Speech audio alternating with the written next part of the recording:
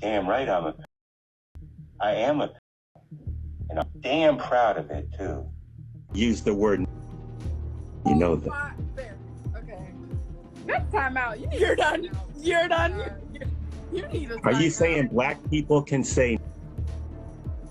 Yes! There's a specific type of internet personality that looks harmless at a glance. An older guy smiling at the camera, doing awkward dances, reading messages out loud. Nothing alarming on the surface. Nothing that would make you stop scrolling and think twice about what you were looking at. Barry Thibodeau was that guy, and for a significant period of time, that surface-level reading was enough to keep a lot of people from looking closer. The problem with Barry is not that he was hiding anything in the conventional sense. He was not. He said the quiet parts out loud constantly, often while looking directly into a camera, often while an audience was watching in real time, and often with a kind of flat indifference that suggested he had genuinely concluded that consequences were not something that applied to him specifically. He had arrived at that conclusion a long time before TikTok existed, and nothing about his experience on social media had given him a reason to revise it. Barry built a small but real following on TikTok and Instagram by simply existing in front of a camera, smiling in a way that made people uncomfortable, and dancing in a way that made people laugh. But his presence on those platforms was not what it appeared to be, and the deeper people dug, the worse the picture got. Behind the dancing and the smiling was a man who had committed 4 counts of arson as a teenager, who openly admitted to pursuing on camera, who claimed repeatedly to be 18 years old while visibly being in his late 50s, and who, when finally confronted about his behavior, responded with indifference so complete it bordered on performance. What makes his story worth understanding rather than simply dismissing is that it illustrates something important about how social media platforms handle people whose harm is documented, visible, and ongoing, and why documentation and visibility alone are not the same thing as accountability. Barry Thibodeau, also known online as Barry Schuss or Barry the Beto, is a man born in 1966, making him 57 to 58 years old at the height of his internet notoriety. He is from New York, and by his own occasional admission, is not the teenager he repeatedly claimed to be on camera. His content, at its most surface level, consisted of sitting in front of a phone camera, smiling at the screen, doing basic TikTok dances, and reading messages aloud. That description makes him sound like any number of older people who stumble onto social media without fully understanding it, the kind of slightly awkward elder presence the internet tends to find endearing. Barry was not that. Barry understood exactly what he was doing, and the gap between the persona he projected and the behavior running beneath it was not accidental. He maintained multiple accounts across TikTok, Instagram, and other platforms, and when those accounts got banned, which they did repeatedly, he simply created new ones. The bans were not slowing him down. They were a minor inconvenience in a much larger pattern of behavior that had been established decades before social media existed as a concept. His online presence attracted a specific kind of negative attention that has made people, most especially minors, feel unsafe and cringed when they come across his videos and live streams, and his behavior across platforms. His documented legal history, vulgar insults and threats, and his on-camera admissions have built a comprehensive picture, a picture that is not ambiguous. Barry did not become who he was on camera because the internet made him that way. The internet simply gave him a larger audience and a better lit stage. The behavior was pre-existing. The documentation was new. Before Barry was a TikTok dancer. Before he was a creepy presence in comment sections. Before he was telling teenagers he was 18. He was a 17-year-old in 1983 who set fire to 2 synagogues and 2 private homes, one of which belonged to his own. He was arrested after being linked to all 4 fires, and because he was 17 at the time, he was not charged as an adult. He avoided jail entirely, which means the first significant documented act of harm Barry committed had no meaningful consequence for him. He burned down a religious building and a private home belonging to a community figure who had presumably extended him some degree of trust, and he walked away from it with essentially nothing following him except a juvenile record that would later be unearthed by people with access to public documents and the motivation to look. That detail is worth sitting with, not because a person's teenage record should define them permanently, but because of the specific lesson it delivered. 4 counts of arson in the second degree, including attacks on a religious institution and a community leader's home, and the outcome was essentially nothing. If there is a pattern in Barry's story, that early lesson about consequences is where it starts, and the decades of behavior that followed suggest the lesson held. When the arson came up during a TikTok live, confronted directly by someone who had done their research and wanted to see how he would handle it, his response was brief, dismissive, and entirely consistent with every other moment of confrontation in his documented history. He treated a 4-count arson record from his teenage years as gossip rather than fact, as if the person raising it was the one behaving badly is by knowing about it. Someone told me to ask you about the church you burned down. Oh yeah, People joke around about that. That's obviously not true at all. The arson also matters as context for what came later, because it establishes that Barry's relationship with causing harm to others, and with the communities those others belong to, is not a new development. The targeting of synagogues in particular adds a dimension to his history that people who only encountered him through his TikTok dancing had no way of knowing about. He arrived on social media with a record. Platforms did not know that because platforms do not check. The most consistent behavioral thread running through Barry's online presence is the lie about his age. He was born in 1966. He told people he was 18. He did this repeatedly, deliberately, and specifically in the context of approaching people whose ages he was very much aware of. When confronted directly on a live stream about his age, he refused to show identification, offered his face as proof instead, and insisted most people told him he looked younger than 18. He said this while visibly appearing to be in his late 50s, in a way that nobody watching, including presumably Barry himself, genuinely believed. The claim was not an attempt at deception that could fool a reasonable person. It was a claim being made because making it served a specific purpose. You're lying. Nobody's jealous of a guy that's lying about their age on the internet. I'm not lying about my age, You're number not one. 18, dude. Yes, I am. You're not 18. Yes, I am. You're not 18. I am. Show me. I mean, Can you show Can you show your driver's license? Oh, let me get. I'm not gonna show it. I'm not gonna show it because number one, it's dangerous to show your personal information online. Thing that proves that you are 18 years old. I'm doing better than showing my driver's license. Instead of showing that, I'm showing my face live, which is even a better proof because I'm showing my face. I'm showing my face clearly. The lie was not a casual exaggeration about his age in the way that adults sometimes round numbers or present themselves favorably. The reason he claimed to be 18 was specifically so that the underage people he was pursuing would feel more comfortable around him, believing they were talking to someone their own age rather than a man decades older than them. That is not a miscommunication or a vanity. That is a strategy, and the consistency with which he deployed it across platforms and across interactions suggests it was a practiced one. The number he used depended entirely on who he was talking to and what he was trying to accomplish. In one clip, he told someone he was 54. In others, he was insisting he was 18. The switching between these numbers based on conversational context demonstrates that Barry understood perfectly well how old he was and chose which version of that fact to deploy based on what he needed the other person to believe at that moment. But, like younger woman, like younger or older? Younger. Sorry? Younger. Gotcha. How old are you?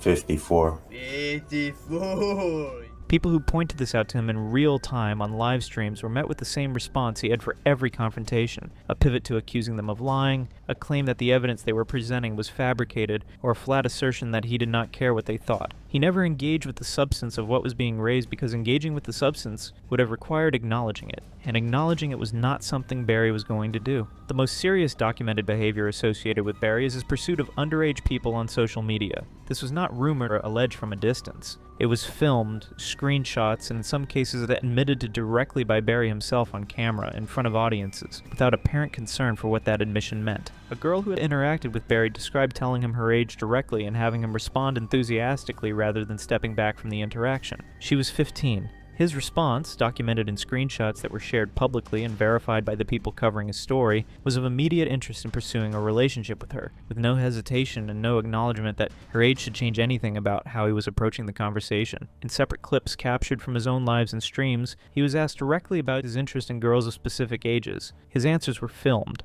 When the question involved 16-year-olds, he confirmed interest. When 14 was mentioned, he confirmed interest. When the question moved to 12, he confirmed that too. These were not trick questions designed to produce a misleading answer. They were direct questions about direct behavior, and the answers he gave were direct. It was volunteered in such a way that suggested he either did not understand what confirming it meant, or had concluded that it did not matter. The messages he sent to a minor that were shared publicly and were very explicit in nature. The messages included threats of pursuit and possession, language about finding the recipient regardless of their location, and material that was verified as real. The verification was not based on a single source. Multiple people examining the same materials arrived at the same conclusion. What makes this especially notable is that Barry did not stop this behavior after it became publicly documented. He did not change his approach after the first exposure, or the second, or the subsequent ones. The documentations of his behavior did not function as a deterrent because the absence of real consequences had already established for him that documentation and consequence were not the same thing. He had learned that lesson in 1983 and had been living by it ever since. Barry's behavior toward was the most serious documented issue, but it existed alongside a separate and equally documented pattern of racism that ran through his content across multiple platforms in multiple years. He used racial slurs on camera, including the hard R version of a specific slur, in clips that were captured and circulated widely enough that denial was not a viable option.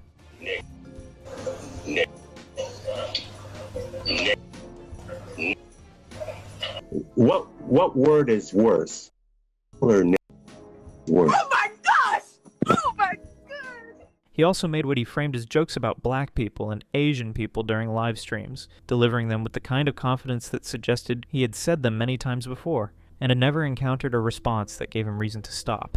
These were not nervous attempts at edgy humor from someone testing the limits of what they could say. They were stated flatly as though they were clever observations that the audience should appreciate. He also expressed homophobic views on camera, stating directly that he did not like gay people, again with the flat delivery of someone who had said it before and expected no real pushback. When you add the arson targeting synagogues in 1983, the racial slurs across multiple platforms, the homophobic statements, and the documented pursuit of what you have is not a collection of separate incidents that happen to involve the same person. It is a complete and consistent picture of someone whose worldview and behavior patterns have been stable across a very long period of time. The people covering Barry's story made the same observation from different directions and arrived at the same place. This was not someone who had stumbled into bad behavior through ignorance or poor judgment in a weak moment. This was someone who had demonstrated the same patterns consistently enough that the consistency itself was the story. The individual incidents were data points. The pattern was the conclusion. Barry's presence on live streaming was the primary vehicle through which most of his documented behavior reached the public,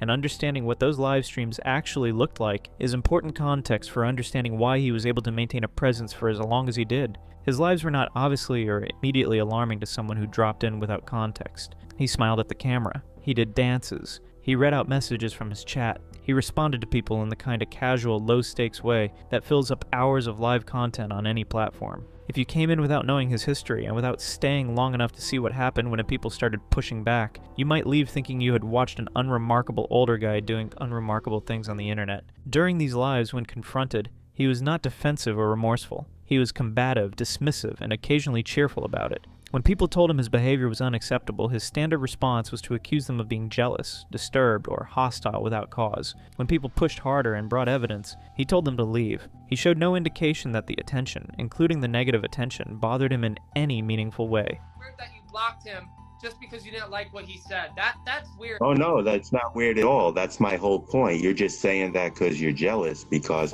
what I did made a lot of sense. That guy was very rude. He was very hostile. So it was very normal. I can see why you maybe thought he was rude, but still, even if people are rude, why would you block them? Oh, because I'm not on here for that. I'm not on here to argue with people or insult people. What are you I'm just for? His response to someone pointing out his age lie was to repeat the lie. His response to someone pointing out his behavior toward minors was to say he did not need their support. He seemed to experience exposure less as accountability and more as a kind of audience participation, something that was happening around him that he could observe without being meaningfully affected by. You who are angry and hostile and disturbed. So you probably got something wrong with you. You're disturbed, so you try to disturb other people. That's what it is. All right, now let me tell you. You lie like you 18 and you's not 18. You around here the girls, but and you're 53, 63 years old. Like that's not acceptable. We don't support. I want your support. I don't want you to. There's a particular clip from one of his lives where someone directly read back evidence of his behavior, describing what they were seeing in documentation, versus what he was saying out loud. The gap between the two things was explicit and specific. His response was to say he could not care less, delivered with the same flat tone he used for everything else. It was not anger. It was not bravado. It was genuine indifference, which is in some ways harder to watch than either of those alternatives. What I see, and I'm seeing you on this live, but I also see you on this screen saying something totally opposite of what you're saying on this screen. So which one's real? Again, I couldn't care less. Oh, I now couldn't you care couldn't less. care So, less. Well, I bet those yeah, I couldn't those care little less. girls' So, parents could care more. so I think I'm gonna leave this live. No, and I have to try to Barry, find- Barry, don't leave, bro. What the live streams also revealed was the community that had formed around Barry, which included some people who appeared to be unaware of his history and some who appeared to be very aware of it and were there specifically because of it. The combination of those two audiences created a live environment that was harder to get removed than it might have been if the problematic behavior were more immediately visible to the casual viewer dropping in. One of the more extensively documented interactions involving Barry came during a live session with Linda Binda, a popular online comedy content creator and musician, who joined his live under a persona and spent an extended period talking with him while recording the interaction. The resulting footage became one of the more thorough records of how Barry operated when he thought he was talking to someone he was trying to impress, rather than someone who was documenting him. During this conversation, Barry introduced himself as 18 years old. He described himself as a day trader with his own apartment. He claimed to be taking college courses at the University of Connecticut. He said he had just graduated high school the previous year. He maintained this fiction across an extended back and forth without breaking, adding details as needed to keep the narrative coherent in the moment. I am. Oh, yeah. Yeah, my name is Barry Williams, 18 years old, from the state of Connecticut. I do financial trading, to make money. Got my own apartment, and I like to play basketball for fun and some video games sometimes. I do a lot of exercise. I got 3 brothers, 1 sister, all younger than me. And, I try to be a nice guy, and I try to be friendly, polite, courteous, respectful, and I'm just on here talking to people, making friends, passing the time. Did you just graduate high school? Yes. Yeah, I graduated like last year, June 2022. Oh my Yeah, god, June. that's so cool. Yeah. Are you thinking about going to college? Yeah, I take part-time classes now also at college. I got like 1 class every day, like Monday through Friday, 8 to 9 at University of Connecticut. He described a girlfriend named Kate who was 19, attended Yale, had parents who were Amber Heard and Johnny Sins, and played the character 11 on Stranger Things. He delivered all of this without apparent self-awareness, and when specific questions were asked about the implausibility of these claims, he simply added more details rather than backing away from the fiction. The lies were not carefully constructed. They were assembled in real time from whatever came to hand, and the result was a story that collapsed under the slightest scrutiny, but that he maintained with complete commitment regardless. Is Barry single? Not exactly. No, not really. Not exactly.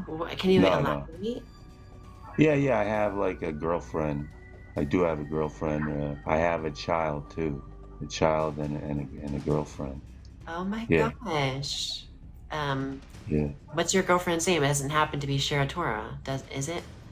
No, it's Kate. Kate's her name. Yeah. Yeah, that's so cool. How old's your girlfriend? She's 19. Oh, okay. 19. That's so cool. Is she going to college right now? Yeah, she goes to I think she goes to Yale University. She's a Yale University. So you got yourself a smart one. Yeah, she's very smart. The racial jokes came out again during this session as well, delivered to the live audience with the same flat confidence seen elsewhere. These were presented not as shock humor designed to provoke a reaction, but as observations he seemed to genuinely find clever. It was the same jokes he cracked in an earlier Instagram live. Why do police departments like to have police officers working at night? I don't know why.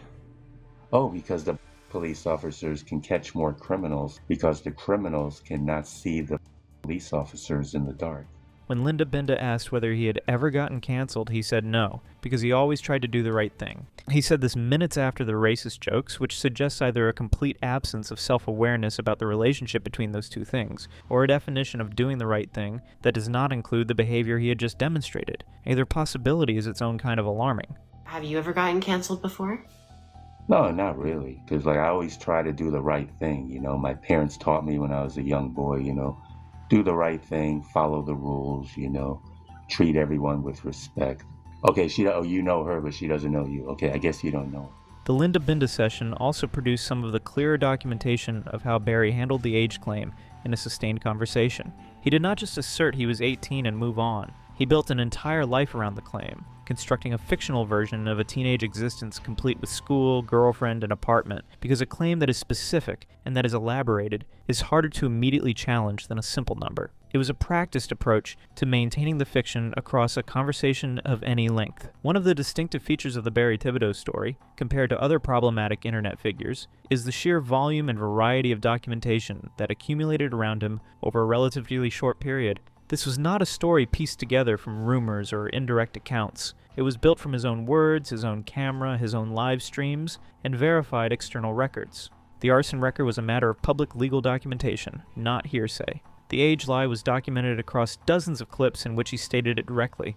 The racist comments were filmed. The messages sent to a minor were verified by multiple people working from the same screenshots. The pattern that emerges from that volume of documentation cannot be explained away as context, misrepresentation, or selective editing. People who covered Barry generally or were also seeking to expose him approached the material carefully, presenting the clips and whatever they found about him alongside context rather than simply dropping them without framing. Their videos, clips, and well-detailed investigations in some cases served as the primary sources for much of the community's understanding of him, worked through the evidence methodically, establishing what was documented before concluding it, thereby allowing viewers to evaluate the material themselves and see what he really is. That approach mattered because Barry's defense, such as it was, consistently rested on the claim that people were making things up, that the documentation was fabricated, or that the people presenting it were motivated by jealousy or malice. Those claims were easier to make when the documentation was less comprehensive. They became harder to sustain as the record expanded.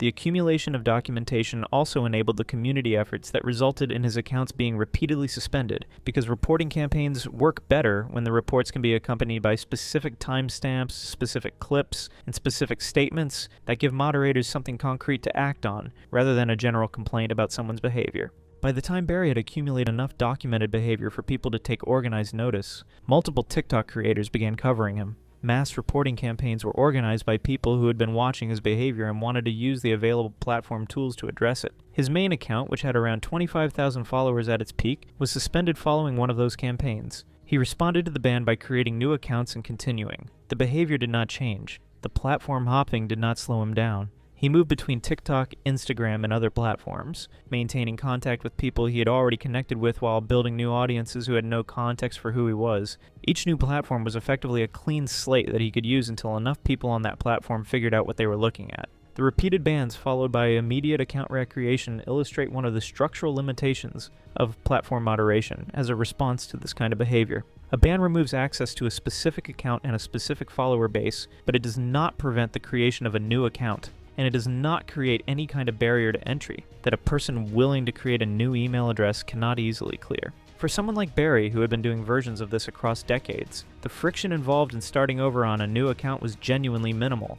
What made Barry a sustained problem rather than a one-time incident was precisely this combination: behavior that was documented, a person who was indifferent to documentation, and platforms that were slow to act in ways that actually stopped the pattern rather than temporarily interrupting it. The cycle of documentation, reporting, ban, and recreation played out multiple times, and each iteration demonstrated that the mechanisms available to the community for addressing his presence were not adequate to the problem. The people who organized the reporting campaigns were not doing so casually. They were coordinating across platforms, sharing timestamps and specific clips that gave reports the specificity needed to be actionable, and following up when initial reports did not produce results. The effort involved was real and significant, and the fact that it needed to be repeated suggests that the systems it was working within were not designed with this kind of sustained pattern in mind. Several people who encountered Barry during his active period attempted confrontation, either in his live streams or through content of their own. Some of those confrontations were filmed and became part of the documented record.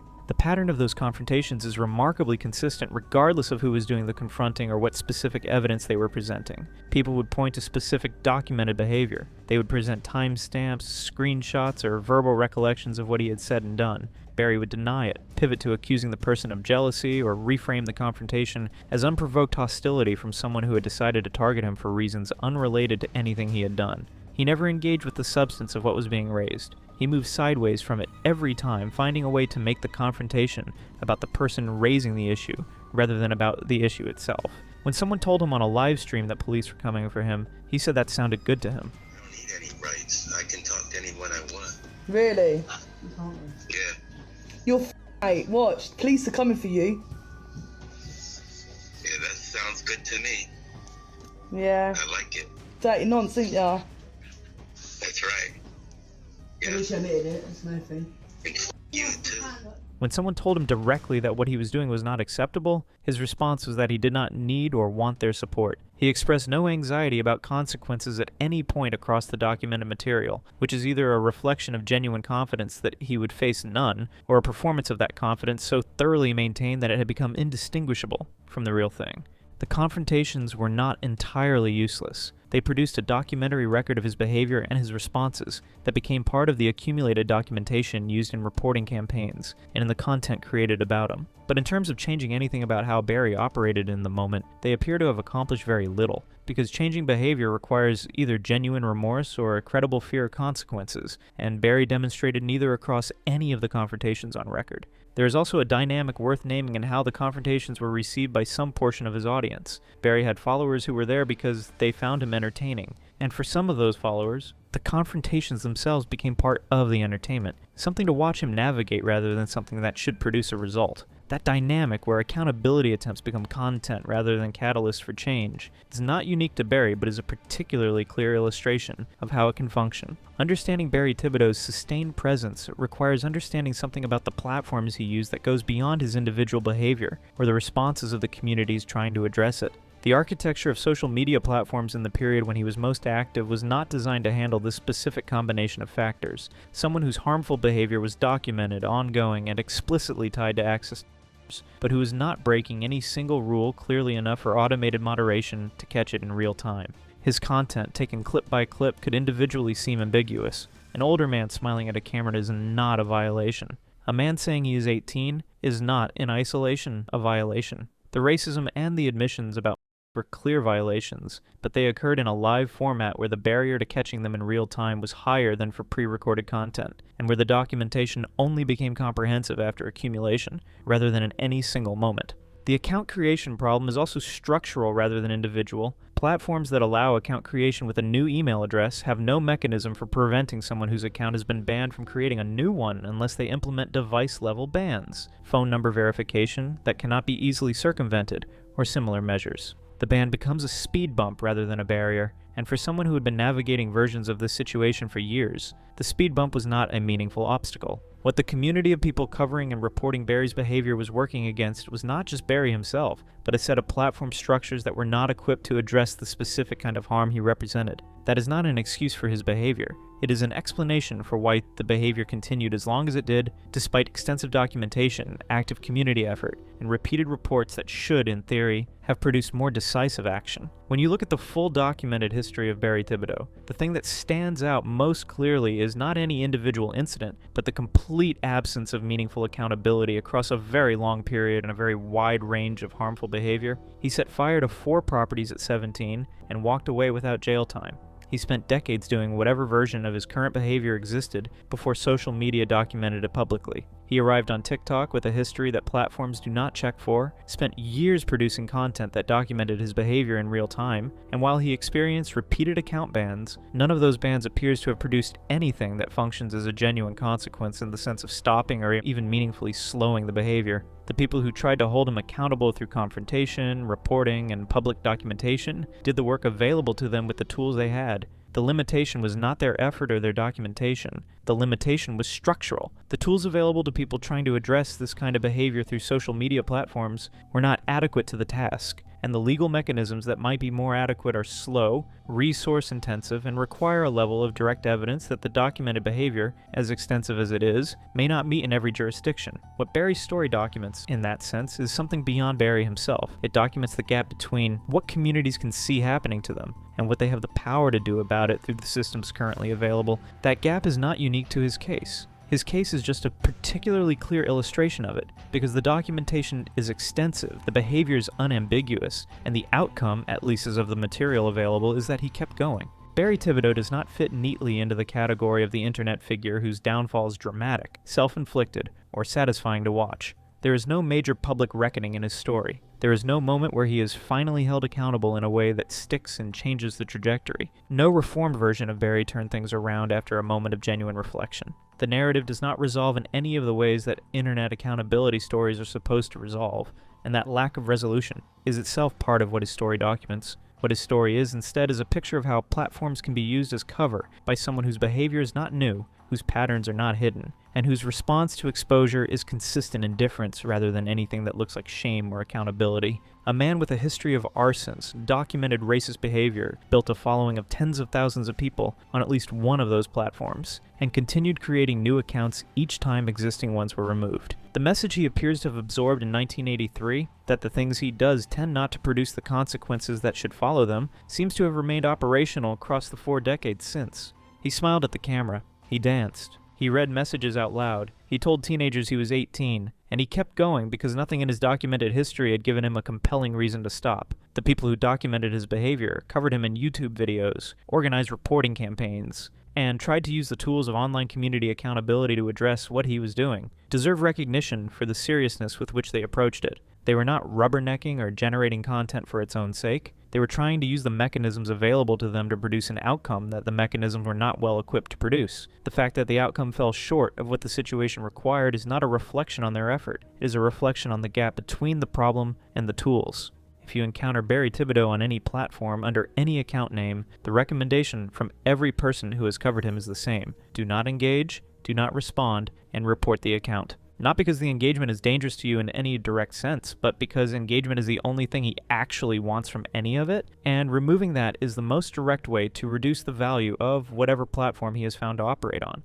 The attention, positive or negative, is the resource he is harvesting. Withdrawing it is the clearest response available. Barry Thibodeau's story does not end with a satisfying conclusion, because it has not ended, and even if it had, the satisfying ending was never really available to it. The patterns are too established, the behavior too consistent, and the track record with consequences too long to suggest that any single platform action or community campaign was going to produce a fundamental change in how he operates. What the story does leave behind is a comprehensive record of what happens when someone with a long history of harmful behavior discovers that social media platforms provide both an audience and a degree of cover. When the mechanisms for accountability through those platforms are insufficient to the specific kind of harm being documented, and when the community trying to address the situation has more documentation than it has power to act on, the smiling older man doing TikTok dances turned out to be exactly what the people who looked closer found him to be. The documentation exists. The pattern is clear. The lesson, such as it is, belongs not to Barry, who appears to have stopped learning lessons sometime before 1983, but to the platforms that hosted him, the communities that had to organize to address him, and in anyone who finds themselves wondering why someone like this is still around after everything that has been documented about them. The answer is that documentation and consequence are not the same thing. Barry Thibodeau has spent his entire life proving that point, and the internet gave him a bigger audience to prove it to.